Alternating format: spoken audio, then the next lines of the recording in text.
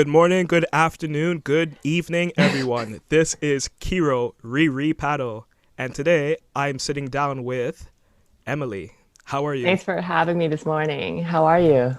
I'm great. I'm great. I am very much looking forward to our conversation. I think we have a lot of awesome things to talk about, and I think it's best if I just hand it over to you. Thanks. So thankfully you reached out to me, or it's been a while. I'm sorry I got back to you so late. It's been really, really busy. My life has been hectic for the past year or so. But thankfully I found time. I'm back in Toronto, as you know already. I've been spending the majority of the time in Quebec with my family. I recently got back for school, for work. So yeah, thankfully I finally found the time to catch up with you. I know. I've been following all of your stories, and it seems like you're living a pretty wild life out there. It must be Yes. a very different change of pace coming back to Toronto. I would say up there, it was much slower. Maybe because of the restrictions. They honestly, Quebec has such a strict COVID restriction, and that's probably explaining why they're opening up recently. And Toronto is going back into a lockdown. But up there, honestly, I felt like it was actually we were living in COVID times. There was like barricades, police everywhere, just scavenging. They were giving out tickets, even if you didn't change your winter tires. So I was like, okay, you know what? COVID is very serious up here. Whereas in Toronto, I came back here. Honestly, it's been probably a month or two since I came back. And I don't know, it feels like it's COVID, but it's so lenient. Like people are still enjoying life, people are still going out, and some people are breaking the law. But I think that's also why the reason they haven't opened up the city and they've been restricting it even more. But thankfully, I think it was on Saturday that the patios are opened up a little bit, if I'm not mistaken. Yeah. So at least the ball is rolling a little bit more now. Yeah, it's interesting because I feel like I've forgotten what life was like before all of the restrictions. Yeah, tell me about it. Like, honestly, it's quite saddening because even as, let's say, the vaccinations have gone through, human behavior is going to change tremendously. There isn't going to be any, not there isn't, but it's going to be very limited contacting just because people are still living in fear. Families are destroyed. Divorce is on a like all-time high. Relationships haven't lasted. Um, on a lot, a lot of things have happened, and I think, well, I say like the government has its citizens in its best interest, but they don't really think about how to explain this. um, they don't really think about like the effects on all these restrictions on the family and their loved ones, especially grandparents. I've read news that families who haven't seen the grandparents for I don't know, like a few months because of the restriction, and their grandparents passed away. So things like that. That scares me. I love my grandmother so much, and I've seen her less than a dozen times in the last year, and Hmm. she is sick right now, and like Oh, while she's not like that sick, I have seen a difference in the few scattered times that I've seen her yeah, from February of 2020 till now. And it's like I need to be able to spend as much time with not just my grandmother but my family as well. And yeah, it pains me to see other countries and other cities that have done a better job, or they've gotten it right, they're going back to like a semblance of normalcy. And yeah. for us, it's like there's going to be a third wave, this is locked down, these businesses have gone out of business, Yeah. it's Honestly, ridiculous. I don't want to go too much into politics just because I don't know much about it, and it's going to be very biased opinion. I also have respect for the frontline workers. They invest so much time, they sacrifice their like everything, even their family, just to make a difference in during this pandemic. So again, I don't want to get too political here, but yeah, it's just even my grandmother as well, she got into an accident last year. She broke her leg. So she, luckily during that time, the COVID restriction wasn't that bad. So I was able to visit her. And then recently something happened at home. She was transported to the hospital. No one in my family was able to contact her. She didn't have her phone. So, and they're not very seniors are not very tech savvy. So that was an issue. And I was just worried. And at that time I was in Quebec City as well. So honestly, like I pray and I hope this whole thing goes by quicker. Even with the vaccination rolling, I honestly think like, especially Toronto, we haven't been moving at all. We've, in my opinion, I think we're just like going backwards in time. And I see, do you remember Quebec? They had the most cases, COVID cases, and Quebec, especially in Quebec City, the majority of the population is like seniorities, the elderlies, and now they're opening up. Even when the last time I was there, I think malls were about to open up slowly too. Even during Boxing Day, it was supposed to be heavy restriction, but during that day, I went to the mall and it was packed. It was Jeez. packed. So like, this thing is like, again, I don't want to get too political, but the government, if they are serious about like these restrictions, why are these happening? All these laws are in place, but they're not actually serious about it. Quebec's they have their own government, and to be honest, I think they were very, very serious about it. They were not lenient. People are getting tickets, fined, very, very consistently and daily, and I think that's also why, the reason why they're opening up now. Like people are going back to their regular lives, obviously still social distancing and mask and everything, but life is getting back to normal over there, and gyms are opening up too. Here, gyms are locked and the patios are open.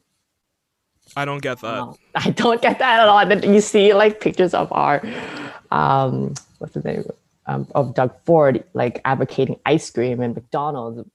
And honestly, it's just, I don't mind blowing, because in Europe, I have family there and they told me, the restriction over there is very, very, very strict. And they told me that even during the lockdown, all the advertisements on TV, YouTube, whatsoever, it's all about like eating healthy and practicing breathing, especially for anxiety and mental health. You see, like over there, I didn't expect mental health to be such a big, focus. I thought it would be over here that they would be doing that, but honestly, since the pandemic started, you barely heard any doctors or any psychologists or psychiatrists speaking out about mental health. It's only probably until recently, because I think there was a doctor that committed suicide, and now people are like freaking out. And it's just like, are you just going to wait for bad things to happen before you take action? Right? Yeah. I see exactly where you're coming from. It's so strange and it's so surreal, because I really thought more people, and our governments, not to get too political, but I thought I thought if something like this would happen, that they would have it under wraps. And Right. Yes. all this last year has shown me is how fragile the infrastructure truly is. There has been some people who've done really good jobs with rallying their communities and bringing awareness to the importance of personal health, of social distancing, and trying, like, legitimately we're all in this together. Yeah. But it seems But like there's been more it's not like divide. everybody on it together. It's like there are people making a difference, but then there are also people that are not supporting their business as well. Even if they're not supporting it, they're bashing it. Like that's why I said during this COVID time, you see basically the angels and demons of people. Like everything just comes out black and white. Like because I guess the Western culture, we're always on the go, go, go. 9 to 5, come home, go to the gym. In the weekends, you go party. There isn't much time to sit down with your family or to sit down with yourself and, ask yourself questions like, what am I doing? Where am I heading? How am I affecting people? How are people affecting me?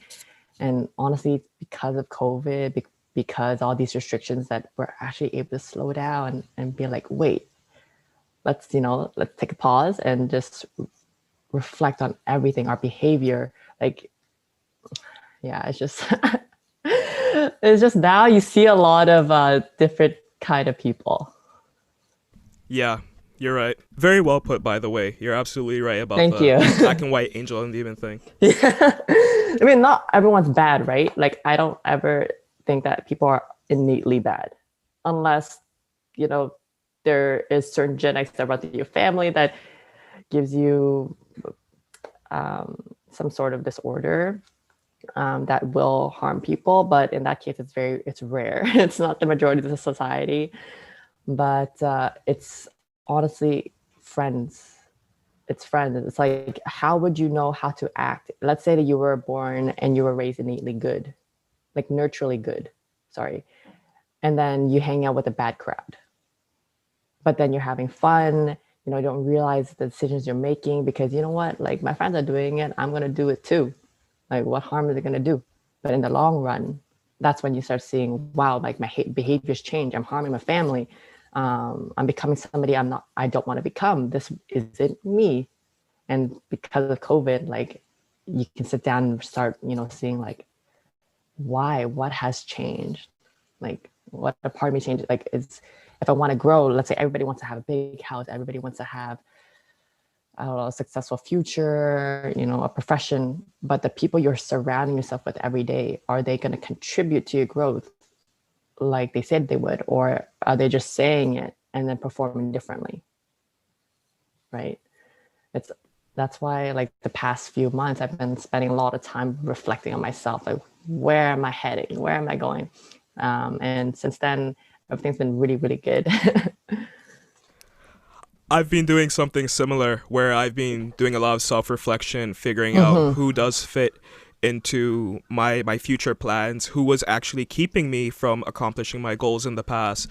And it is Yeah, hard when it's a close friend or someone who you thought would help you. definitely. Yeah, it's just even worse like if it's your best friend, you're like, but sometimes you have to be hard on yourself, be real, be honest with yourself. Like you have to sit down and say, I I loved who I was like this. What along the path, like what along the journey, what has changed? Like how did this, like you said, how did this was this person did this person have my back? Did this person, like, for example, for me, a person's word is their bond. It doesn't matter if you're male or female, but if you say something, right, like you have to back it up, or else if you say something, like I have respect and trust for everybody, but it's just like their actions that tell me otherwise. Like any person I meet, including yourself, like I already have like such a great connection with you. Even through Zoom, I already feel like, we vibe a lot. Um, but it's honestly, like you said, it's just people say they pretend to be somebody they're not. And over time, you realize like this was probably just a mask. This is probably who they pretended to be. And it's not like a bad thing, it's a psychological thing, especially with social media nowadays. You pretend to be somebody you want to be. Let's say you look up to your favorite artist, you look up to your favorite idol, and like, I want to be that person. But you look at the outside, you never know what was the history, what was your journey like. You just see, oh, everything is so beautiful, right? And you try to a lot of people try to replicate that onto themselves, be like, oh, this is me now, this is my personality. And it's a very psychological thing, and it happens to a lot of people with social media and Instagram. Like you see girls with beautiful bodies, and then you look at yours and you start having, especially with COVID now, you start feeling self-conscious. Maybe your partner might not like the body you have right now because the trending body image now is like, having a small waist and bigger legs or whatever. Like people are now not staying true to themselves, and it's coming out now. Wow. You broke it down real good. But you're right. I You're mean, I honestly just right on all points. say the oddest things. Like it's just reality, and a lot of people don't want to talk about it. And if, for example, if I do, they're just like, "Oh, you're too serious. You're overthinking. You're overanalyzing." But the truth is, what do you think? Don't you think like every day who you spend your time with or how you spend your time, you should be analyzing? Yes, you should be enjoying life. You should be living in the moment, but you should also be wary of how you spend your time, who you're spending it with. Absolutely. Like if you come to the end of the road, or you're coming to a huge impasse in your life, and you Mm-hmm. realize that I should have made different decisions, when you look back in hindsight and you realize that it was these people keeping you down, or it was Yeah. these people who their decisions didn't elevate you, you Yeah. can't say, hey, John, because of you, I wasn't able to get the body that I wanted because you were influencing me with this or that, or you were lazy and I was picking back off of your attitude. At the end of the Yeah. day, like you really have to look and have some sort of accountability for yourself. And if it's hard Mm-hmm. to maim yourself from your friends, like I get it because I've had to do it at different points. As very recently, I had to not turn myself off from my friends completely, but distance myself because Yeah. I realized I wasn't, like you said, I wasn't getting to where I needed to be. And already I'm starting to see strides in how I approach things, how I look at things. And, if there was any good with the lockdown, it was definitely that. It made me learn about my own self worth and how to Mm-hmm. respect myself and how people look at me. Yeah, 100%. Like you said, when you spend time with friends so much, it's such a great feeling. Like I love keeping my connections. I make a lot of connections here in Montreal and Quebec as well. But honestly, it comes down, like you said, it comes down to you. In the end, it's just you, right? Who else besides your family is going to be there by your side? Even family is not 100% guaranteed. It's only so far. It's only you that's gonna take you to where you want to be, because no one understands your dreams, no one understands your ambitions as you, no one understands your pain or your suffering. It's just you. Even if you try to throw as many words in the dictionary out as possible to explain your situation, no one will understand you except yourself. You're right. You're right. Emily, Yes. I want to come back to that. It was many strong points that you made, but Mm-hmm.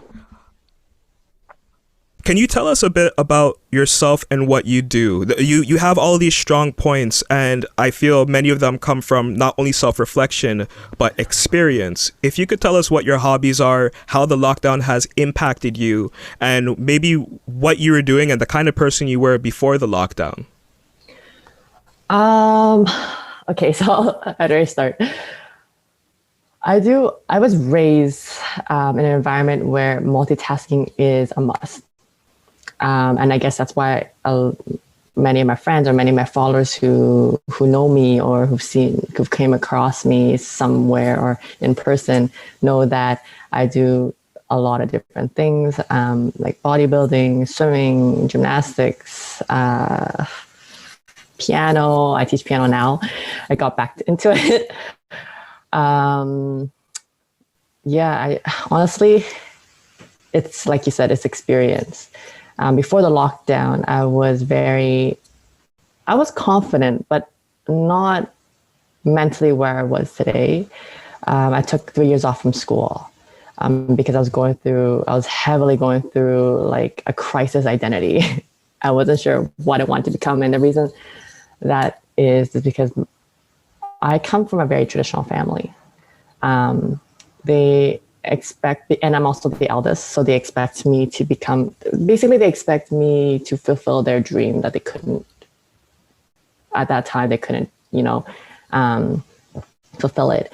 And that really, really impacted me a lot mentally, most mentally and physically. So I got to a point where I was just like, where am I heading? Okay, I got into U of T. Okay, so where am I heading now? You know, from especially for the gap between being in high school and university, I wasn't sure where I was going. My friends were all doing well, and I was still trying to figure out what I wanted to do. What did I want to study? What did I want to become? And so I took, after I think second year, I took 3 years off. That's when I honestly grinded a lot. I took on 2 jobs. Um, I had a lot of students at that time. I was working at a restaurant. And then after that, I would go to the gym. Going to the gym took like 2 hours because at that time I was training to compete. And so I had extra cardio to do after my training. And then sometimes I would wake up early in the morning at 6 o'clock, get my cardio done, and then start my day again. So again, like you see, for me, multitasking isn't a problem. And when I don't multitask, that's when I realize like my life is kind of like, imbalance. For me, multitasking a lot of different things having a lot of different talents. That's where my passion lies. I don't have a passion just for one thing. And that also contributed heavily on my personality, because if even, let's say, I haven't met anyone who's done a lot of things who is shy, for example. They're always outgoing because you're forced to meet different people. You're forced to go to different classes, obviously meeting different people. And that's how I make my connections. Sometimes I would go to conferences, or I always try to make the best of what I have. Like, it's great. I thank my family, my mother and my uncle, for everything they've done. Especially my dad financially. Like, he's been working really, really hard. It has not been easy for my family for the past 5 years. And my way of thanking them and thanking myself is to do well in everything that I do right now. At least that's my way of giving back to them. If it's not, even if I don't have a house, even if I don't have a beautiful car or whatever, like, the best I could do is, show to them, prove to them through my actions. Like I said, it's not just word. And at that time, before COVID, I was very the person's like, oh, I'll do this, I'll do that, but I don't actually carry my words through. So that was the difference. Especially, that's why now I have a lot of respect for those who say what they say and they back it up with commitment and discipline. Because for me, that's how I hold value for a person. How would you, for example, trust somebody and they say something, or they say, oh yeah, let's say, for example, you have employees, and then you trust those employees and you expect that those, things to be done because they gave you their word. But then the other hand, a few weeks later gone by, they still haven't done it.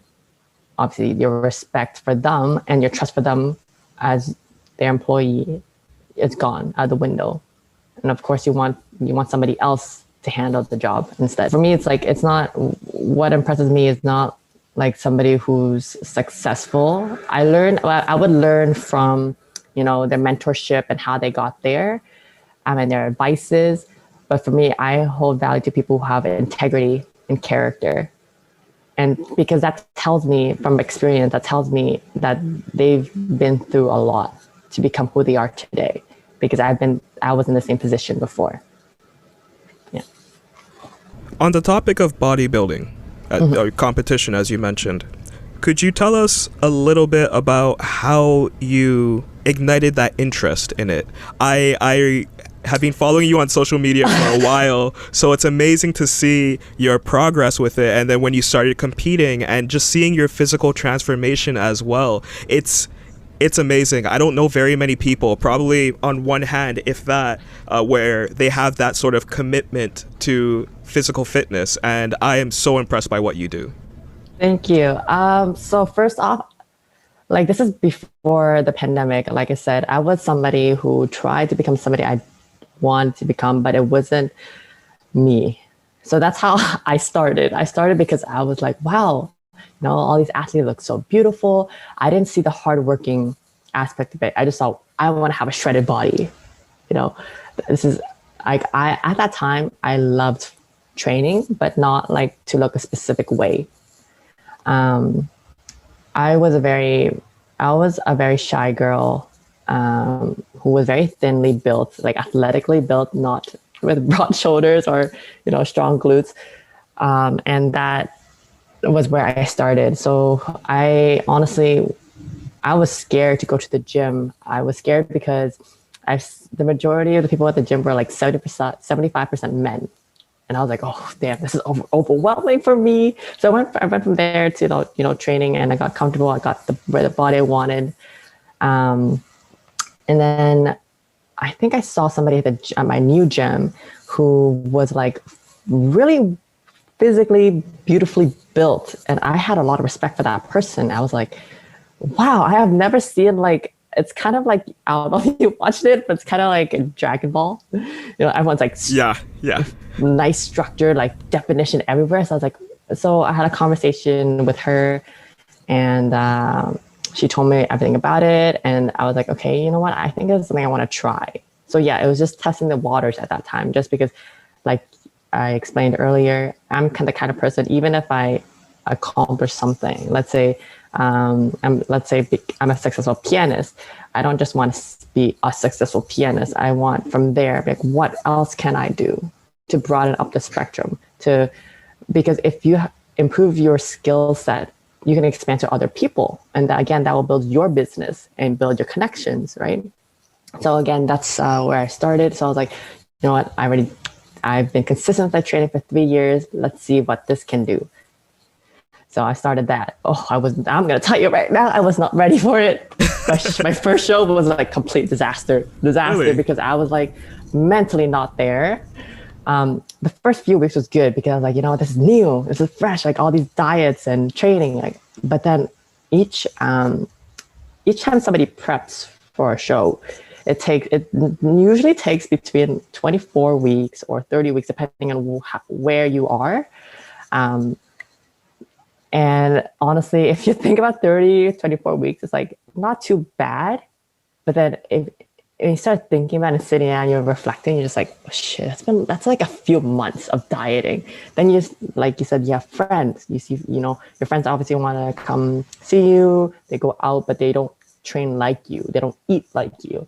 So you see them having a burger in front of you. You're like, oh, temptations. So that's where I came in. I was like, oh, all this food, especially when I was restricting myself to just like chicken breast, asparagus, egg whites, and then I see the smell, the whiff of pizza. My family, I live with 9 people, so they're all eating different things.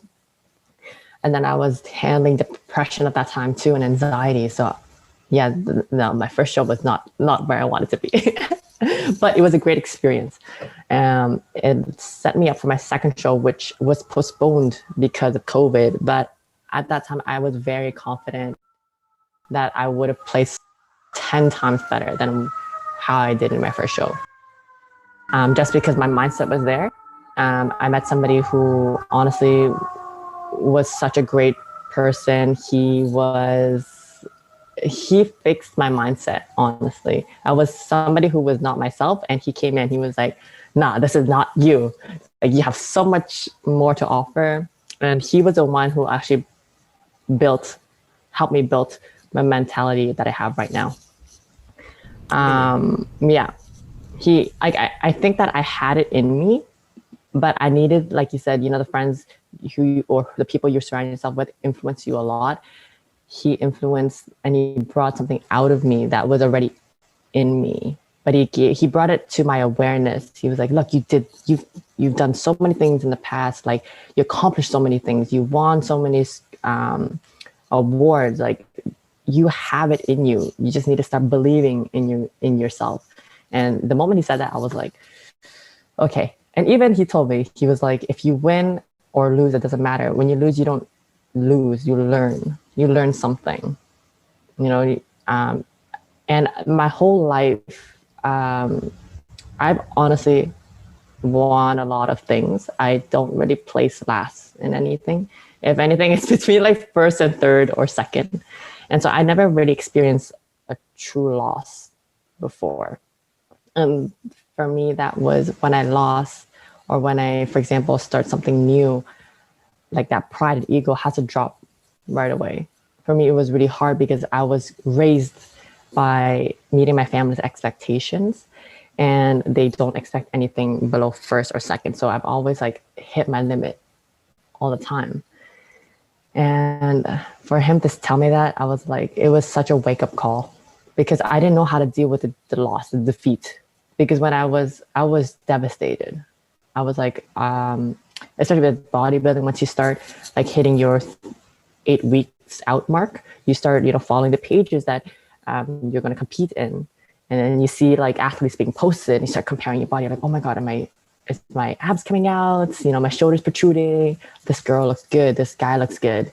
Like, how am I going to compete against that? Like, that was what was going through my mindset before. After meeting this person, he told me, like, don't follow these pages. If you know this is going to be a trigger, why are you following these pages? Right? So he told me, like, you have to set yourself up for success, because if you don't, you're just going to set yourself up for failure, just like how you're following these pages. Why don't you have confidence in your skills?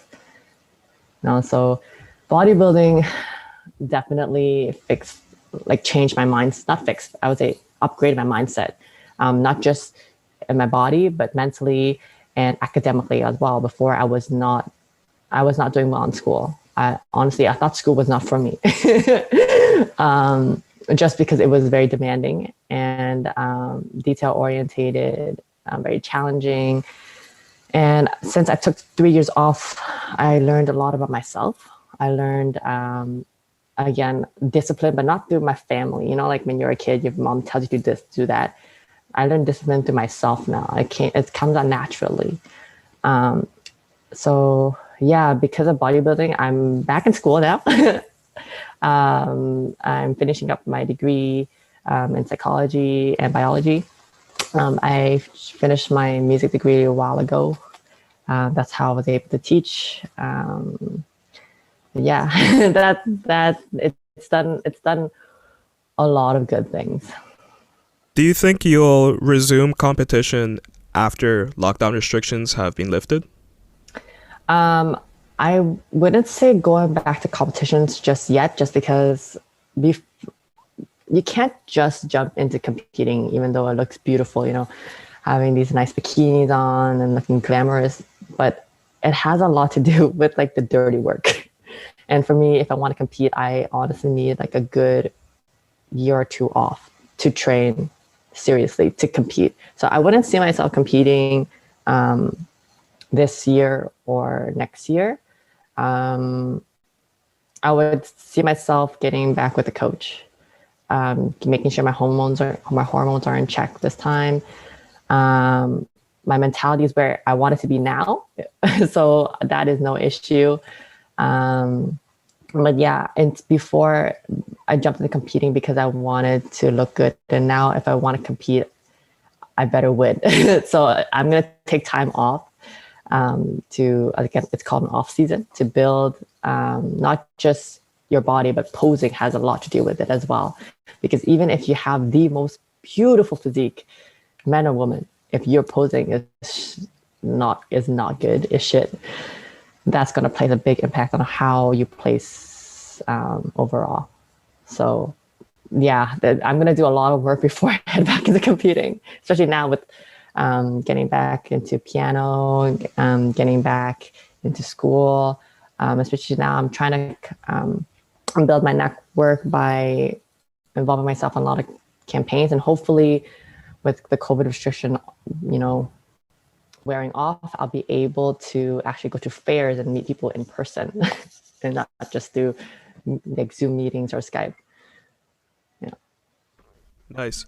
I look forward to your journey when it does resume. And Thank you. I, I just wanted to say thank you for it's been I know like you followed me for a long time, and I just want to say thank you for, um having me on here and watching my journey, because I actually don't really pay attention to people that observe me. I just post because, just for the sake of posting.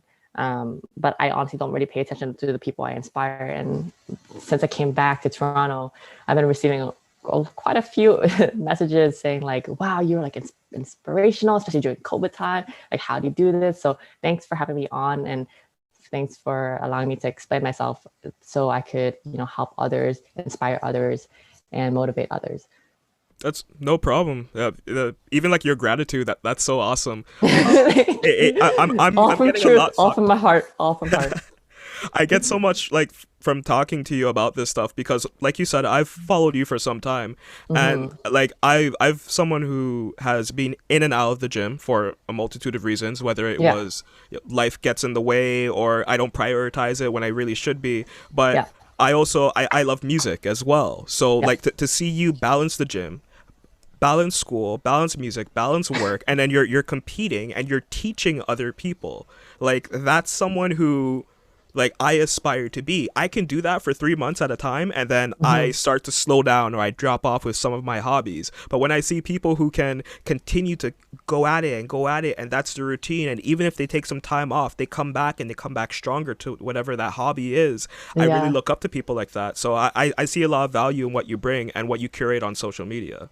Thank you. I was gonna say something, I forgot. Oh yes, okay. So The reason why I'm able to do that is because I think it reaches to a point where I think even if you tell somebody this, they have to be able to feel it inside themselves. And that is in this world, to be truly happy is to give back. Because let's say you have like millions of dollars and you have a beautiful, nice car and a dream house and have you have everything. Is that going to make you really happy? You already reached that point. You reach success in that sense. Then what? Who are you going to share it with? It's all about giving back. Yes, I accumulated all this knowledge throughout the past years, but what good is it to keep it to myself? Even then, like even if I keep it to myself, how am I going to improve if I don't teach it to other people? Because teaching it to other people, again, like this also works for school or studying or whatever it is, reciting it back, teaching the subject back to somebody. For my exams, for example, with my brother, let's say we had the same psychology courses or biology or whatsoever. Like we would sit down and be like, oh, what's this, what's that, and we would try to teach it back, because not only will that person learn from you, but again, that's going to refresh your memory, and perhaps the person who you're teaching might know something that you don't know, and that will broaden your tool set, right? Yeah, for me, it's all about giving back to the community. Because again, I don't know, like I said, what's great about keeping everything that you learn to yourself, keeping money to yourself, keeping love to yourself. Absolutely. Everything is about giving back to the community, giving back to the world, and I think that's something that we need more of.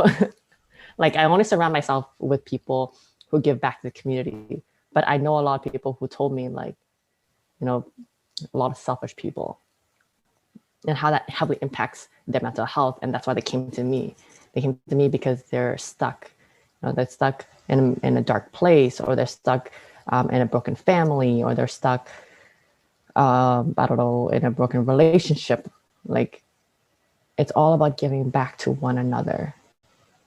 It doesn't matter. Let's say, even if I don't have a lot of money, but I know from the bottom of my heart that I can help others, not through just money, but through, being there with them and listening. People need somebody to listen to their problems. People don't listen because they want to help. They just listen. They don't actually listen to the person who's, trying to tell you their pain. They're just trying to listen because they have something to say back. And that's a problem with humanity now, because people always want to be right and they want to prove a point, but they never want to try to put themselves in other people's shoes, because it's like you said, it takes a lot of self-criticism, and that doesn't come easy to other people, because no one wants to be told they're wrong. I don't. And why would it? Me neither. I mean, but that's a thing. Like I think you might agree with me on this, is that with this COVID thing and self-reflection, like being critical with yourself opened new doors for you to see, and opened up the truth. Like I said, the angels and demons, people now are black and white. There's no gray. Because if people were very honest with themselves, like they are honest with the people they're surrounding themselves with, they would not do harm to others, right? They would always, yes, have your best interests in them as a friendship, because that's, for me, that's what a friendship is. Let's say I won't be able to do this favor for you, but if I was truly a friend, I'm going to be like, hey, I know somebody who's going to help you. I'm sorry, I'm not available right now, but you know what? I know this person. Here's the contact. You can contact them and mention my name, and you can get it done. See, for me, that's like a bond. That's a friendship. I agree. Emily. Yes. You are a fantastic musician and teacher. Thank you. Can you tell us a little bit about how you got into piano, what it means to you, and like what music you listen to, any other art or hobbies that you're into? So I started off learning piano around 4 or 5 years old. My parents got me into that. And I've been playing, well, I started off with an organization called Suzuki. I did it for 2 years and I completed their collection of books, and I switched to the Royal Conservatory of Music because that is where like most classical musicians head towards, because that's where you would get your diploma. So that's where I headed towards. I should have finished like all the levels and grades like many, many years ago. But what happened is my teachers have a lot of connections. Honestly, I went through like 5, 6 different teachers. My family is very, very strict. Yeah. And they were like, nope, this teacher's too nice. Nope, this teacher's like nothing. So, and it was funny because this is all from the same school. Wow. So I teach at that school. So imagine me seeing my old teachers and be like, I remember you that one year. And then we moved on from you very quickly. Yeah, and it's weird because like my next teacher would be the teacher next door. Yeah, it was very, it was very uncomfortable for me because I'm like, oh. It is what it is. Traitor. No, I've been called as a joke. They would call me traitor sometimes, but again, my family has their best interest for me and my siblings who also studied music with me. And so I did a lot of competitions in the city. And that's how I actually made connections with a lot of people. And it helped me also towards bodybuilding. So all of this connects under one roof. So yeah, anyways, I competed. I was going to go to Boston to play on the radio, but that didn't happen because I don't know exactly what happened. I think it was like a money issue at that time, because if I went, my cousin and my brother would have to go too. So it was just like, if I go to a competition, we would all go. And so a bundle of money would be like thrown out. And I'm pretty sure for the viewers here, they would know, like, for musicians, they would know that piano is expensive. And as you get like, as you're getting to a higher level, it requires more time and more effort and more, details and experience coming up from the teacher. So the prices does get a little bit hefty. And then my family, we have 3 musicians that play piano. My brother plays piano, guitar. He sings too and makes his own music. So yeah, it adds up and gets expensive. So yeah, that didn't end up happening, but I ended up competing a lot in Toronto. I competed in Kiwanis, which is outside of Toronto. I competed in Paris. That was probably like the most fun experience I've ever had. I was only there for 4 days, but I ended up winning. My cousin, my brother also won too. So nice. like he said, like I said before, my family did not expect anything under first. And like they made sure, like we played piano 3 hours a day. And if we played 1 hour if for example, that 3 hours cut into 2 parts, as a musician, you have to practice scales because it helps you with, playing fast songs or your fingering and everything. And yeah, that was a great experience. I represented my country. I came back to the academy and they were just like, yo, congratulations. Like, you made us proud. It was totally worth being a coach killer. It was worth, yeah. It was worth because the amount of effort and time committed to that one song I was playing repetitively. And yeah, that brought me to being comfortable playing on stage, and even bodybuilding, going on stage for me, like it's not something that's new. Like I've had a spotlight on me since I was young. And even now, like for example, if I go to the airport and there's a piano there, I'm just gonna hop on and play. I couldn't care less if anyone's watching or filming. Like I play because I get the urge, like, and every time I see a piano anywhere in Toronto, I'm like, I'm gonna hop on and play something. Nice. But yeah, cool. Then I I completed my degree. So that's the reason why my degree took so long, is because I spent the majority of my time playing one song to perfect it and competing. Whereas every time you have an exam for any grade, you have a set of 5 songs. You have scales and everything. So yeah, that's the reason why it took so long. I ended up finishing a few years ago, and I think I ended up finishing before I got to university. And that's when I decided, you know what am I going to do with this degree? Like, I could teach. And so I was the first in my family to took it into action. And I branched out back to my school. I was like, you know what? I've been a student with you guys since I was 4. They actually offered me the job. They were like, you've been with us for a long time and you have all this experience. Like, you make a great asset. Would you like to come work for us? I was like, yeah, why not? Again, the yes mentality. So I took that on. I taught a lot of younger kids. Even my oldest student was like 85. So knowledge has no age, right? It's all about mentality. I just see like an elderly woman walking with a cane and limping, and she comes in 4:30 every day. She's like, I'm ready. And she's like, her hands are shaking, trembling, but she still makes it. That 30 minutes, honestly, it was the best 30 minutes of teaching, one of the best I've ever experienced in my career. So yeah, again, it's all about giving back to the community. Nice. I love to hear that. I wish I took piano lessons. I'm self-taught on piano, which means that I can't actually play very well.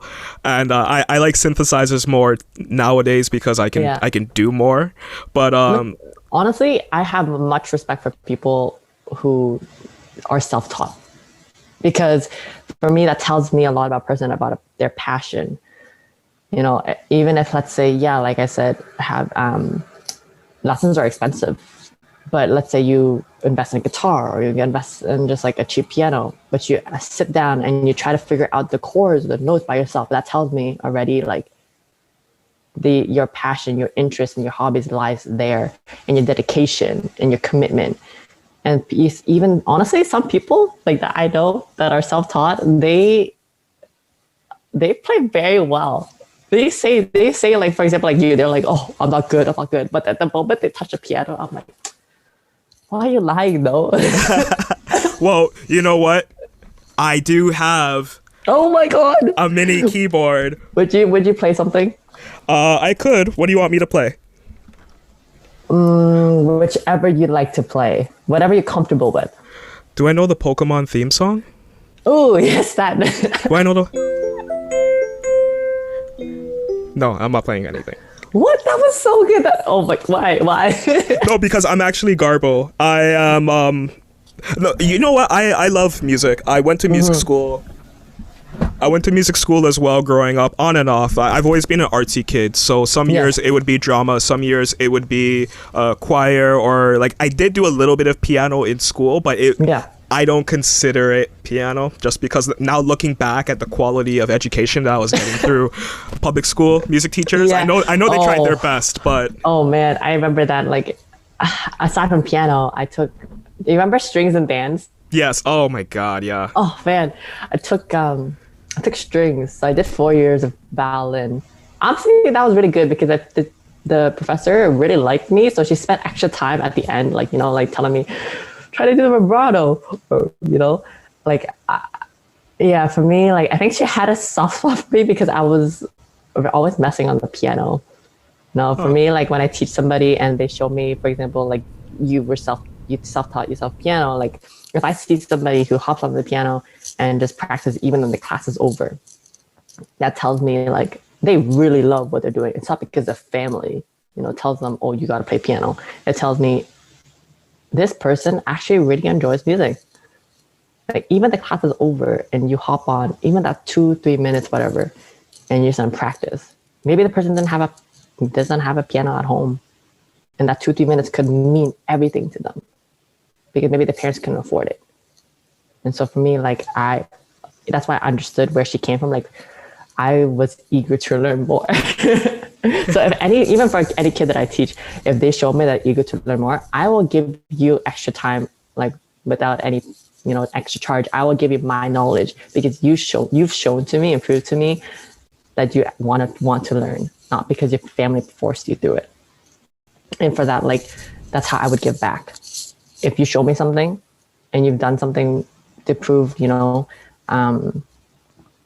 that you're very interested and you actually want to invest your time into learning this, then by all means, I will give you my knowledge. Whatever knowledge I have, I will give it back. But yeah, again, back to your question, 4 years of violin, took that off. And then I took 3 years of opera. That was like Really? Yes. So Wow. I was with the school for a long time, the academy. Nice. And so when you graduate with your musical diploma, you have to have some theoretical portion of your musical knowledge. You can't just play and teach. You have to learn, for example, Bach, how he built his chorales, how did he, these hymns. Even I had to learn the history of music even before music was music, like in the church, I'm saying. So yeah, history, the musical history I've always had a soft spot for it because I learned, like here now, music nowadays, a lot of like, techno stuff with a lot of computering. For me, I love that. I listen to it every day, but I have a soft spot for music from back then because they never had like a full-on piano. The piano was like this size here, but the music that they produce on this size of piano is just, it sounds like it comes from a piano, like a normal size piano. So yeah, we had to learn that. So I took on a different teachers, and now at that time I had two teachers. I had one for piano, one for theory. So that theory teacher, she taught opera and vocals. And I told my mom one day, I walked out of class, I was like, Mom, I want to learn opera. And she's like, what? It's like, yeah. What kid says that? No, yeah, right. I was like probably 13, 14. Oh, wow. Yeah, I was really ambitious, very ambitious. Totally. So my mom's like, you want to learn opera? Okay. Well, so she invested 3 years. But then again, that's when like high school kicked in, and because I was juggling so many things on my plate, my academics weren't high. Whereas, in Asian culture, academics are treated as something very, very important. Like your marks, like mom gave me an ultimatum in grade 11 or grade 10. She told me like, if you don't change your friends, if you don't change like the way you are, and you don't get into university, you're gonna stay home. You're not gonna go to college. You're not gonna do anything. You're gonna stay home. And I didn't get that ultimatum just from my mom. I got it from my uncle too. Whoa. Yeah. So yeah, going to university for them was like, it's like a big thing. So all my siblings go to university. And I mean, like for me, I don't judge somebody's knowledge based on where they go to school or if they go to school. I base someone's knowledge and the person itself on their character. So again, like for all the viewers out there, I'm not the kind of person like, if you don't go to university, I'm going to treat you bad. No. That's not me. Like it's all about character. If I can meet somebody who never went to school and has an abundance of knowledge because they read so many books or they met so many people, that's like the kind of person I would respect. Anyways, back to what I was going to say. Yeah. And then I've always had a knack for painting. It doesn't really. I do a lot of I don't do realism. I do a lot of landscapes. Okay. Oil based. I think that's the only thing I do. I do oil based landscapes, but I don't do it often. I only paint when I have something inside of me that's eating me away, and I can't put it into words because again, I don't want to hurt my mom by the words that are frustrating me. So my way of taking things out is either playing on the piano or painting, because I don't have to say anything. it just comes out. And sometimes I'll play the piano and like tears will come out. And my mom's like, "What's going on?" Like, "What's nothing." Wow. Yeah, Wow. because sometimes the words you say at that moment, let's say you're angry or you're sad, the words that the moment you open your mouth, you always have to remember: is this the word you're saying to this person? Doesn't matter who it is. Is it gonna bring more harm than good? Is it worth it? Okay, that 5 minutes of ranting. Now what? The other person's like freaking like dealing with anxiety already, and you're just making it worse, right? So for me, like my way of I hold a lot of things within myself because I'm not somebody who likes, you know, thrashing at other people or bashing other people. Like if somebody hurt me, I'll keep it inside. I'll remember it, but I won't necessarily speak up about it unless, let's say, I've spoken up about it and like it doesn't do anything. Then I'll just keep it inside me, and I'll just, if something frustrates me, I'll put it through either training, music, or art. So that's my stress reliever, because Nice. not everything should be thrown at a person. Those people, they're probably going through a lot of things in their life too, right? Like maybe at that moment you were just frustrated and you're like, oh, I just let it out. But what good is gonna let it out? It's gonna Your words have impact. It can stab someone in the heart. So for me, like that's how I play, like use my skill set to as a stress reliever, an anxiety reliever. That's so cool how you found so many different ways to articulate your feelings and you just like put yourself in a different place mentally, whether it's through physical activity or whether it's through reading or painting or music. That's so incredible to me. Thank It's you. something many I think people it's, do, but it's something that yeah, you really have a strong control over. it took me a while. Again, like you said, it's through experience, because I would say I used to have anger problems. I think that's also because of how I was raised, how I grew up, because in my family, speaking out or speaking up about your opinion is a form of disrespect. And then if you show a form of disrespect, like there are going to be consequences. And so for me, suppression would be my way out. But how much can a person suppress before they blow out? I Yeah. think that's also a lot of reasons why there are a lot of violent acts nowadays, because you don't read what you see in the newspaper. It just states the fact, right? But there's definitely a lot of things that led that person to do what they did. And yeah, so for me, it took me a long time to find control of my emotions, because suppression for me was my core belief of how to restrain myself, because my opinion and my word meant nothing, it valued nothing, valued to nothing. And it's only until the past years, 2 years or so, that I was able to become more vocal. I was able to help other people. Again, it's just to give back to the community.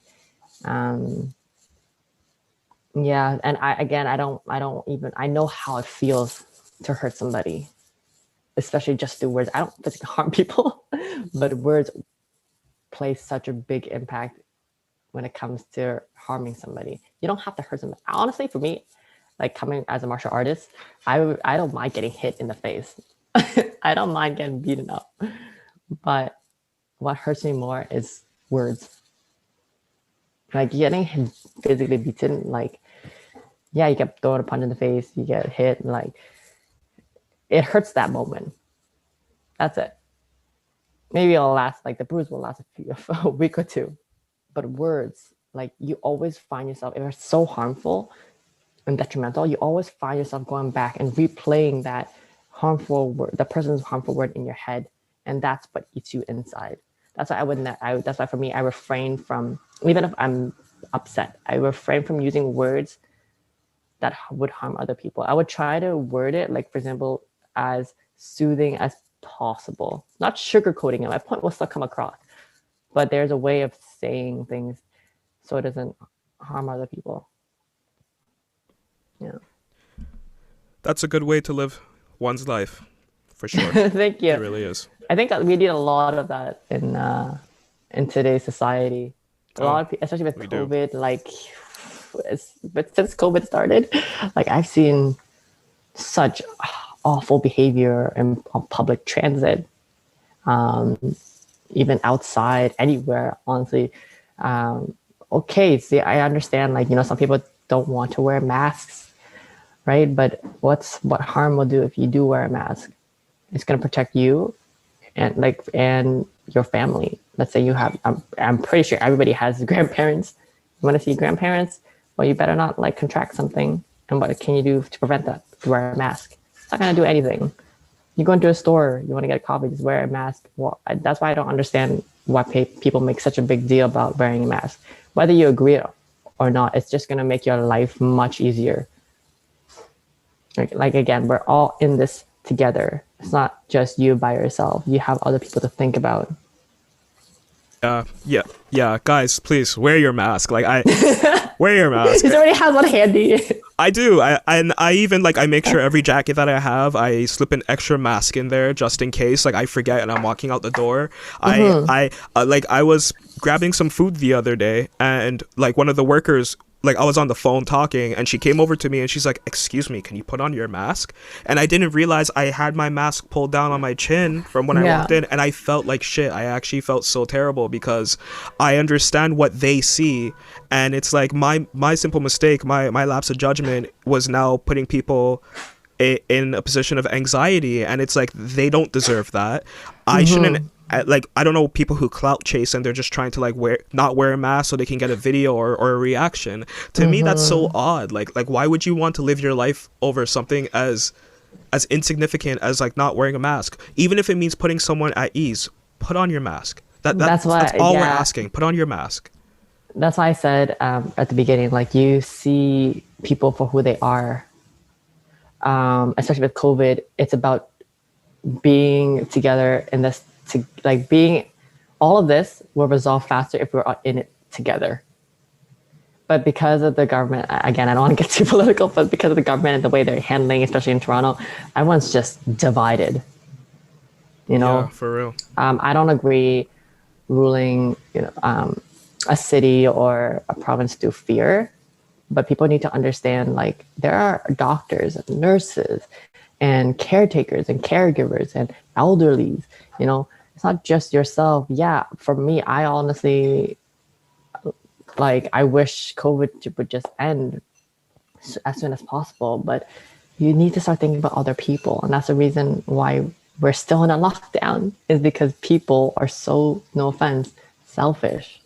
They don't put other people first. It's always about me. If it's all about me, then we're gonna have this lockdown till next year. My God, I really hope not. That tells me this pandemic shows what kind of person, who they truly are. They say, "Oh, I'm the," everyone wants to be the best person for everybody or for themselves. But again, you can say something. But you're actually, if you don't, I respect somebody who doesn't say anything, who is super quiet. Maybe they're not comfortable talking up and they're not very outspoken. But if I watch their action and observe their behavior, I would respect that person 10 times more than a person that just talks and doesn't follow through what they say.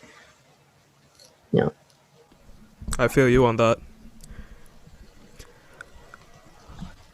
Emily, this is a bit of a sensitive topic, but I'm hoping that you can provide some insight on it and how you feel and what you think. Yeah, shoot. What was the question? There has been a lot of violent acts towards people of Asian descent. Mm-hmm. All right. We've seen it happen to young people. We've seen it happen to older people. We've seen it happen to the elderly, which is absolutely disgusting. And it's not Truthfully, just... yes.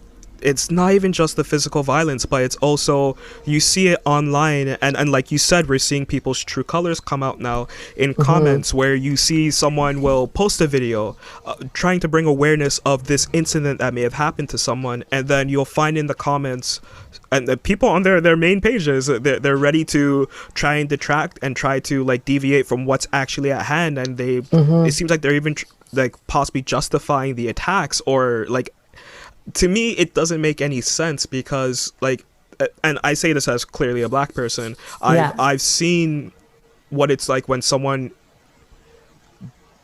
hurts you because of something that they've seen on the news, or something that they think that you're a part of, or you're trying to be a detriment to society. And it hurts me, especially in Toronto, because I grew up with many Asian people, many different people of Asian descent. I've lived in Montreal as well, and there's an Asian culture there too, and they're just like us. Like, obviously we look different, but at the end of the day, we all eat, sleep, breathe, and shit the same way. Like, there's no reason to have some sort of like bias towards someone who is Asian, and then try to mask it as something else. And I've seen that done with not just individuals, but also with the media and authority figures, as we've unfortunately seen.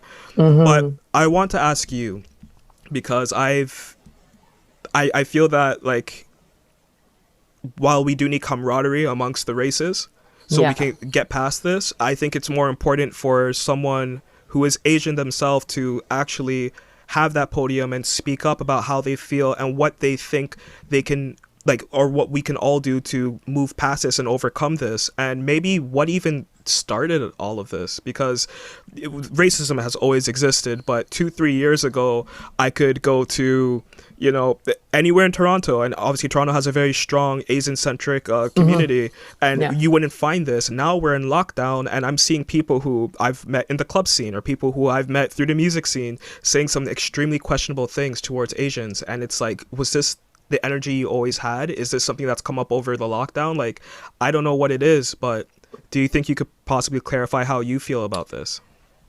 So I honestly haven't seen or heard. Again, the last few weeks I haven't really read the news, but I have seen. That's a good call, by the way.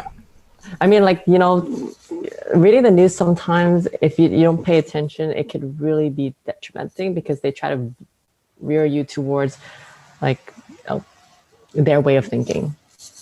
You know what I mean? That's why for me, if I read something, I try my best to stay centered, not to veer towards, like, you know, being biased or whatever. But from what I've seen, a lot of these incidents have been happening in the States. And honestly, the first one was the Thai elderly man, when he was just walking, and suddenly, out of nowhere, some guy comes out of the car or the corner of the camera and pushes the man, literally set him flying. And I don't understand, why are they targeting elderly people? What have they done to them? I understand with this whole COVID situation, that, you know, everyone's scared because everyone's life is affected. But I think it's because also Trump, again, I don't want to get political, but he did state it as like was it China virus or something? Yeah. And I think that also was what accelerated these incidents as well. I honestly, I can't even explain, like, okay, so all these incidents happened for Chinese New Year, which is on February the 12th. And to hear and see things like this happen on that day, for me and for other Asian descents, Chinese New Year or Lunar New Year is the time you spend with family. We don't necessarily spend a lot of time on New Year's itself, but for us, Lunar New Year means everything. It means family, meeting your grandparents, your distant relatives, and for them to have a family member missing, not even there anymore, because all of these violent acts, I could not even, like, put into words, like, the amount of distress they're feeling. I think that, again, with the COVID, it's only been separating people. And again, these people that are committing these acts, I think that they're tired. They're tired because they just want their life back. I think they all the frustration, maybe their family issues, maybe they're behind in their mortgage or they're behind in paying bills. I think all of this plays a factor on why they committed these actions. I'm not saying this is a justification because I think it's absolutely absurd. Earlier this week, this elderly man passed away, or two elderly Chinese women passed away, and then they said that they justified it by saying, "Oh, this person had a bad day." So you're saying that everyone has a bad day, could go out and shoot somebody up or kill somebody. That's ridiculous. Breaks my heart to hear that. Yeah, and how could you go into court and use that as a justification? I'm no lawyer, but if you bring that to court and that stands, I'm questioning the judge himself or herself. Yep.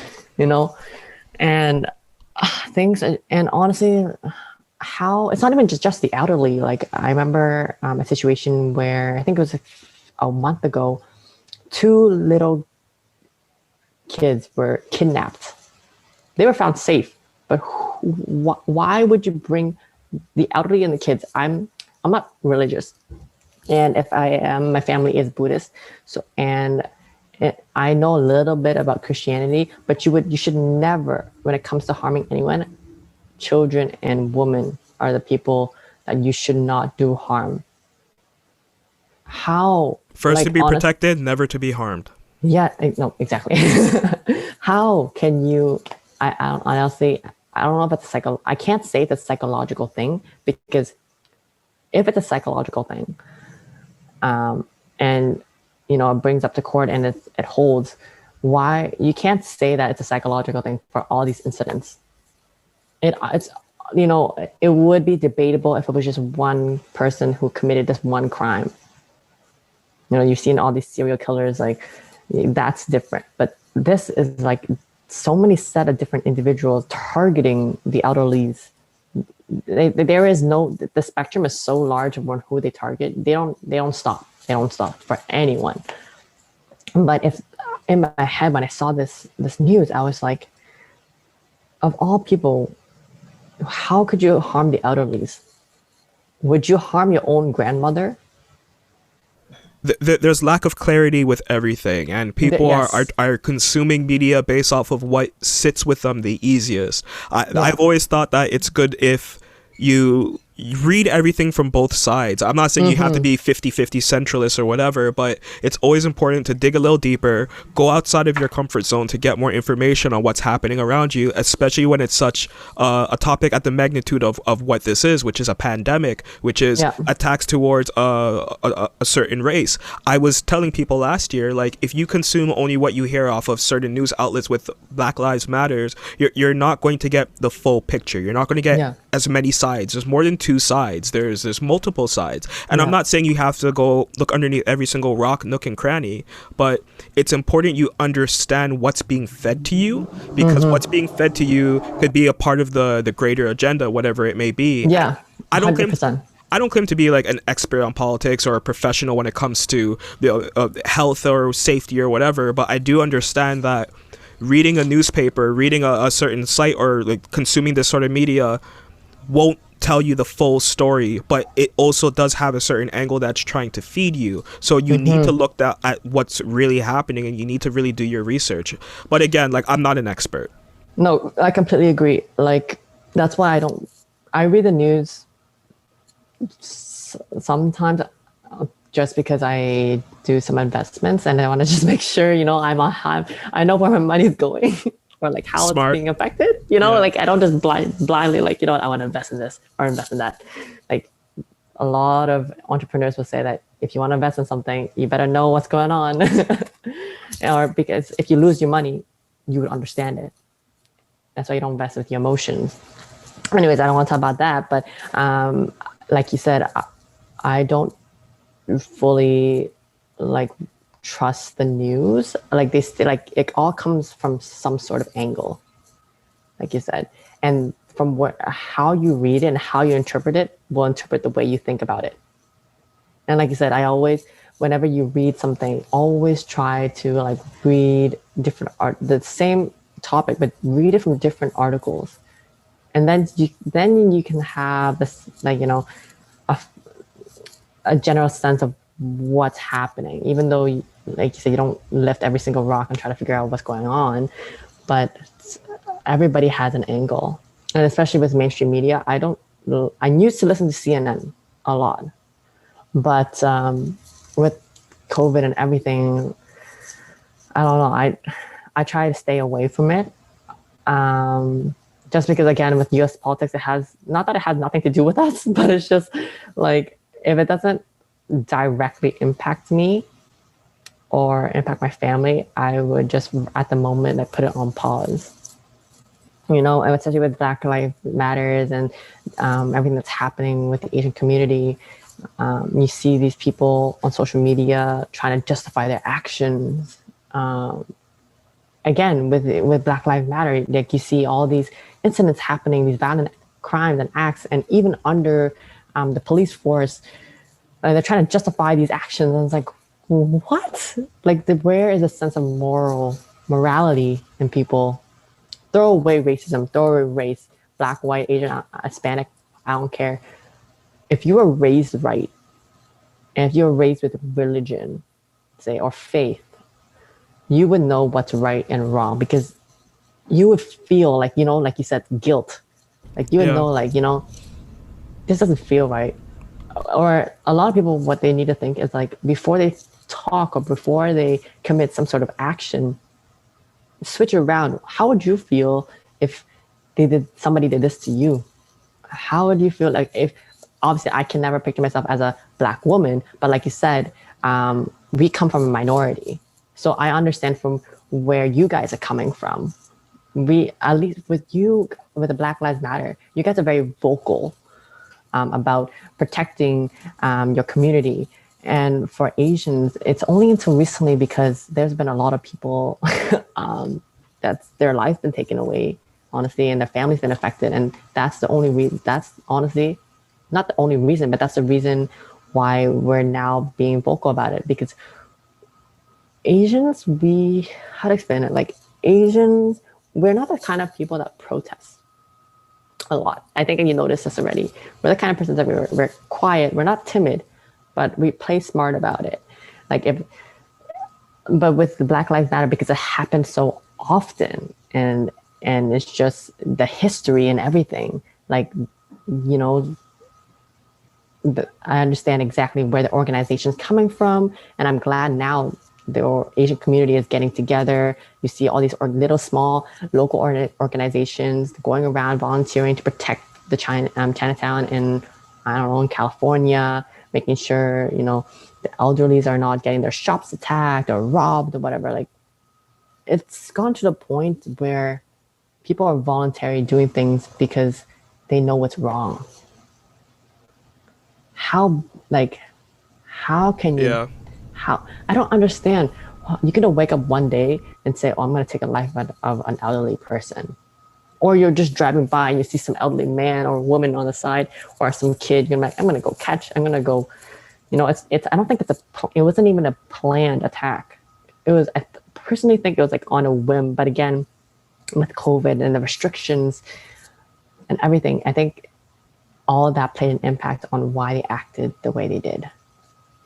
Like, everybody's dealing, but again, the person who's committing these acts, like, everybody, they need to know that we're all in this together. We all don't want these restrictions. We all want our normal life back. But what difference does it make you take the life of other people? That's only going to harm you. You're not going to, now the rest of your life, you're going to live in jail. You're going to stay in Yeah. jail. You themselves are not going to be able to see their family, only on visitation hours. So they just only fuck themselves up even Yeah. more. Again, it's always like a selfish thinking there. People don't think before they talk or before they do something. It's only until after they're like, oh my God, just because I have a bad day, or I didn't mean to do it. It was a mistake. It was an accident. But that accident, you can never turn back in time. That family will never have that child or that mother or that grandfather to look after for their kids or to be a part of the family anymore. You, yeah, honestly, I don't know I don't know what's going on in the States. I'm glad in Canada. Yeah, I grew up with a lot of, I was bullied a lot when I was young because I was Asian. And I don't speak up about it because, for me, regardless if anyone says, I'm still going to live my life. I don't have to point it out to them because at that time I was timid. I was really shy. And so my way is just to be better than them. And then save the last laugh. I forgot the saying. Save the last laugh for last. Save the last laugh for. I think so. Yeah. Yeah, I yeah, think so. that. Yeah. Yeah. Yeah. Like, yeah, and it's funny because I have some of my, well, not friends, but some people who I used to go to school with, who used to bully me, reach out to me on social media and apologize to me.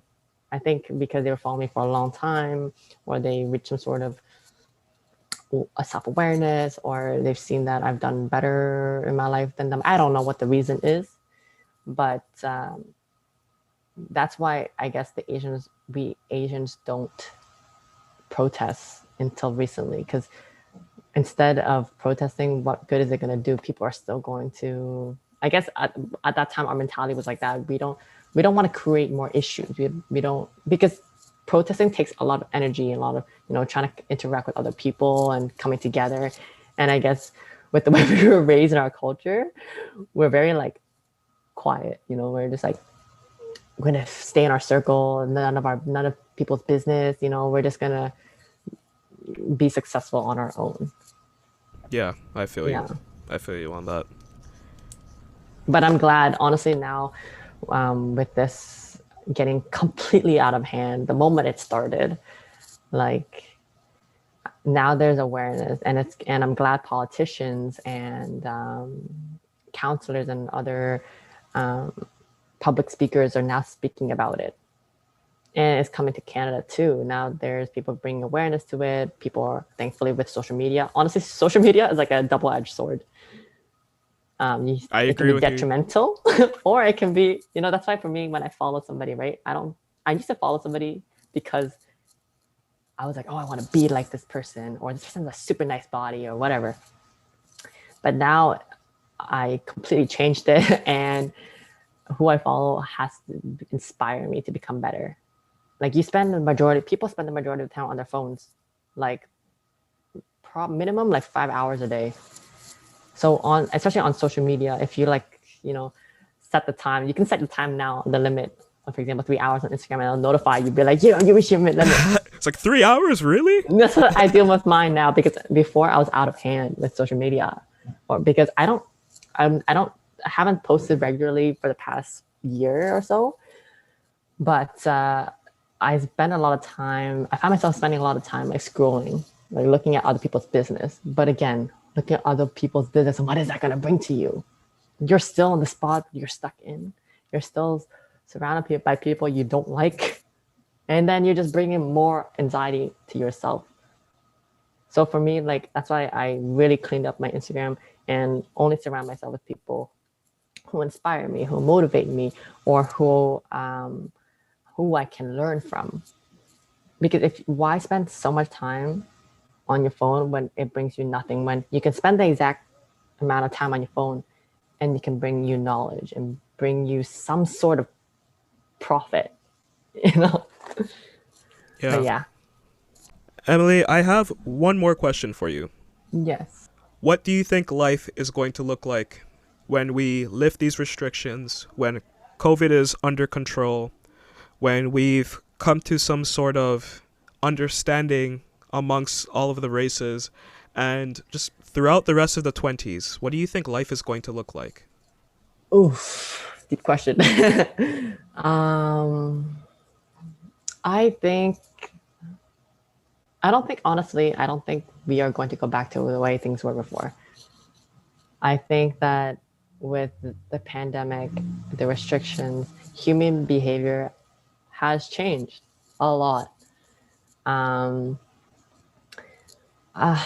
and I think that after this pandemic, people are going to realize the like a lot of different things, because now things reality is actually coming to place. Like I said before, I'm going to repeat it now. We were like with the Western culture, 9 to 5, we go to work 9 to 5, we don't even come home, we go to the gym. And then what? We go home, eat. If you have school, you have to study. And then when at 11 o'clock, you go to sleep. And then you wake up and do the same thing again. When is the time you have for yourself? And I think that's what's going to change a lot after, you know, COVID and throughout the years coming by, is that people are going to be more aligned and self-aware about who they surround themselves with. And there's going to be a lot of broken hearts and a lot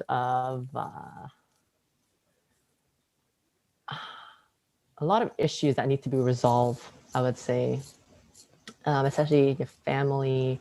It's tough because, like I said, even divorce now is on all-time high. How much can you spend with somebody in the same house? You're stuck. You can't go anywhere, right? You were able to have, like, everybody needs a sense of individuality and their own personal space. And I think that's what's going to change a lot. And I feel sorry for marriages that are going to be broken, because it's not going to affect just them. It's going to affect the children. It's going to affect a lot of different things, their job, where, their lifestyle. Some people can cope with stress. Some people can't cope with change and lead them to stupid things. So I think I honestly don't know exactly where we're going to be heading towards, because I honestly thought this thing was going to end like this year. But we're heading towards third lockdown. Me too. And then Quebec is opening. So I'm like, Quebec and Ontario was like the two prime, COVID cases, especially Quebec. And then now they're opening up everything slowly. And then we're just going back into lockdown. I was just like, I don't understand what's going on. Honestly, since I came back here, it's been so lenient. Like, unless you throw stupid parties, like with a lot of people, then obviously you're setting yourself up for some consequences. But Yeah. I think because the restrictions have not been implemented strictly is the reason why we're still here. And again, I'm blaming that with the government. And then it's not just that. Now you see businesses who were running in Toronto, like a Kensington Market. There's a lot of history there. And now what? I used to work near Kensington, and because I worked near there, I would go to a lot of the businesses, and it's so sad because I'd think that if I went to 10 places, 5 of them are gone. Like Yeah. five of them are gone, and a couple others I've communicated with, maybe like the bartender at this club, or like maybe this person who ran a bubble tea shop, and they're telling me like, we don't know how much longer we can last. Like, and even if we do come back to how things were, we're so deep in the hole, we may not ever be able to recover. So maybe we should just call it quits now. And that's so unfortunate, because I know a great food spot that opened up just prior to COVID, and like that was the person's dream, to have their own space, and they saved up, they worked really hard to get to that point, and now it's like their dream was stripped away from them. And I get it, there are many people who are going through similar, if not worse, cases. Yeah. But at the end of the day, like, if we at least had the foresight of when this could end, people could start making the appropriate like changes that they need to for their business, for their lifestyle choices, or whatever. I don't know when we're going to get back to how things used to be. Like I said, I don't think we're gonna be able to go back to where things used to be, because we don't go back in time. Like, society and people, we always move forward. And the past is great, but all these events that led up to where we are today is going to be the only choice we have is to adapt to where we are. And a lot of people don't know how to do that, to adapt to a situation, because change is scary. The unknown is scary. And it's not even just that, like you said, like, even the government, they are not doing their best to help small businesses because it's not directly affecting them. And they wouldn't understand that they don't have bills to pay, because even if during this pandemic, they're still getting their hours, their hours being billed, they're still getting checks coming in. But what about these other families that have only a small rundown restaurant and they have 3 kids to feed? Like how would they understand that? They wouldn't. That's why as a leader, like I think it's such a crucial aspect to have empathy. You have, you can, yes, you can be like straightforward, um, and have leadership like personality, but if you lack empathy, you you're just going to destroy honestly the general public, because you will not be able to understand, like especially people who come from the lower class or the middle class. There isn't a middle class anymore now. And like you said, I went around Toronto the past 2 weeks just to get some fresh air, and I've seen barricades and closed down shops and shops that have been open for 60 years. And that was honestly like a history for Toronto that made Toronto Toronto, and now they're gone. They're not just affecting families, they're affecting the city now itself. What made it beautiful? It's not about having condos and all these fancy new places. It's what made Toronto historically beautiful. But you don't see that anymore because now they, like with small businesses, they don't, the government doesn't even give enough money to help them.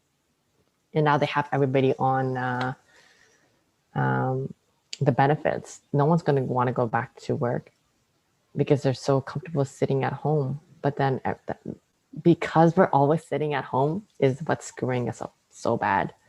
Yeah. Because we're stuck in our own opinion. And then we surround ourselves with what? Alcohol is still open, cannabis is still open, like since the whole pandemic started. And what are people going to? People are in distress. They're in shock. They're in depression, anxiety, and then you keep these open, but you keep the gym closed.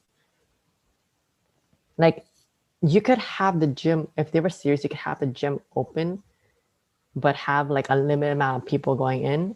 And honestly, I have not ever since the pandemic started and some gyms were allowed to be open, I have seen like the best sanitary guidelines ever. Like you go in, you get a temperature check.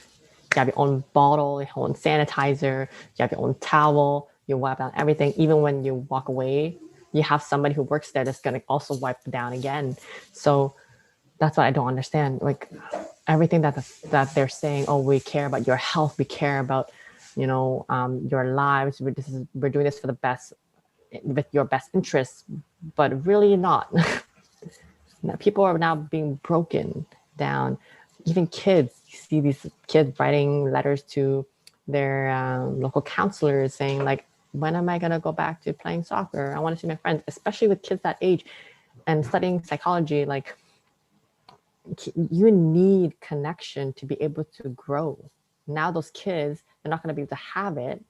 And it's important to have one-on-one connection with somebody. It's not through, now we're all on the computers. One, their eyesight's going to be terrible. Yeah. And now they're going to have a habit of being on the computer all the time. When I was younger, I wasn't allowed to go on the computer. It was all about extracurricular activities. That's what makes a kid a kid. And it's not about, yip yapping on the phone or gaming or anything. Now you have kids sitting down on the computer all the time, eating chips. Parents don't say anything. They're gaming, they stay up late, there is no discipline whatsoever. I'm not saying this for the general public, I'm saying like this is what I've seen. Even the kids I teach too, I don't know. And you just see like their mental health, their physical health, everything's closed. So how are they going to get their exercise in? How is it? Like as a kid, you're supposed to be able to go play soccer, go play ball with your friends. That's how you build human connection. That's how you learn how to interact with one another.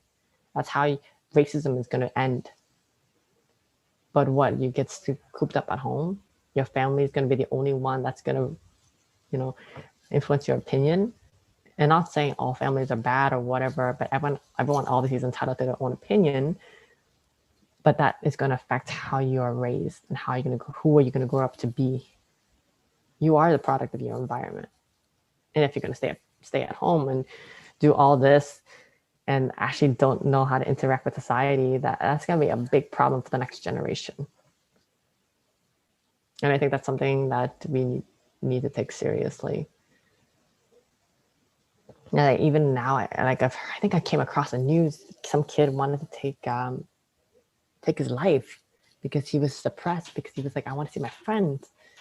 Like, as an adult, being alone is the best thing in the world. I mean, for myself, I love having time for myself, because again, like you can strategically and plan everything and understand yourself. And so being alone is it's a privilege to be alone, not to be surrounded by other people. But as a kid, that's not a privilege. You need people. You need to, because as a child, you need to be able to converse with other people because you need to understand other people's opinion and take that into your own, and that's how you learn. And and even if people are bullying you, at least you've experienced that experience before, and okay, the first time I don't know what to do, I'm timid, but the next time that happens, you learn from experience. You're like, okay, I'm going to stand up for myself. So all of this COVID thing, I think it's hard to say where it's heading, but it's gonna be a real mess once everything is done, and especially with the next generation. I don't think it's gonna be very good. I think it's gonna be a lot of issues, and it's gonna take a lot of active help and assistance for them to readjust to the new norm. We're not gonna go back in time. We have to adapt, and hopefully the government will end up like creating these programs that will help these children and these adolescents learn to not be in their own bubble, because that is what we are all doing now, is our own bubble. Yeah. Thank you for that, Emily. I I hope and pray for the best, but I know there's going to be more valleys before we start seeing any form of peak. So, but Yeah, honest, again, I was just hoping for the best is the best thing we can do at this moment. yeah, There are things you can't control and things you can control. Obviously, things you can't control, like the pandemic and the restrictions, like that's completely out of our reach. yeah. I've tried reaching out to counselors. I've tried reaching out to the premier and sending my opinion, but what can you do? I mean, what can I do for me to even have a protest? Like, I need to make sure if I do make a protest and I organize one, I need to make sure I follow guidelines. I need to, make, I don't know, I need to make tons of new connections and awareness. And that's going to take a lot of work already on what I already have on my plate. So as much as I do want to help, there's only so much I can do. There's only so much we can do. And like you said, what we can do is focus on ourselves and our own growth and take time to just, be alone. It's not scary to be alone. It's, if anything, it's the best. It's all about mentality. You can if you're alone and you think you're lonely, that's a mindset. But if you are alone and you think you're comfortable being alone, that's also a mindset. And I think that during this time, people have to really be serious with themselves and where they want to go, especially us. If, for example, our profession, and right now with this podcast, it's going to give an opportunity for me, for you, for other people to really, be serious and taking things seriously. Like, yeah, a lot of things are out of control, but who you surround yourself with, how you impact your family, how you impact your friends, how you can adapt to the new norm, which is now, unfortunately, how you can be happy even now. You can work on yourself, work or study, find a new hobby, like you play piano, learn how to play piano. I don't know, pick up a book. There's so many things you can still do, but so many people focus on the negative side, and they lose they lose like sight of what is in front of them. There's an abundance of opportunity in front of us. But because, like, again, social media, the news, all these things are just clouding our judgment. That's why we need time to sit by ourselves and like really be critical with yourself, because no one's gonna be like, oh, you're shit or whatever. You got to sit up to yourself, look in the mirror, and like, do I like who I am right now? What can I do to become better? I can't. Things are not going to be the way it seems, or things are not going to be like the way they were before. So what can I do now? That's it. Emily, I want to say thank you so much. No, thank you so much for this great opportunity for having me this morning. Again,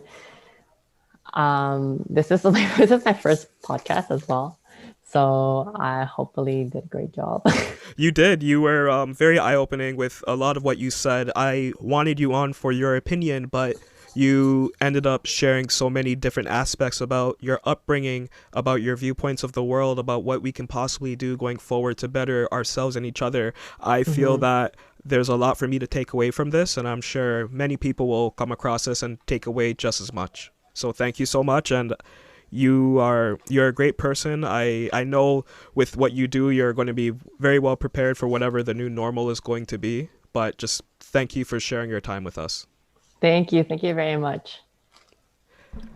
This was Kero Riri Pato, and this was Emily Dong. Thank you guys for tuning in. Take care. Thank you.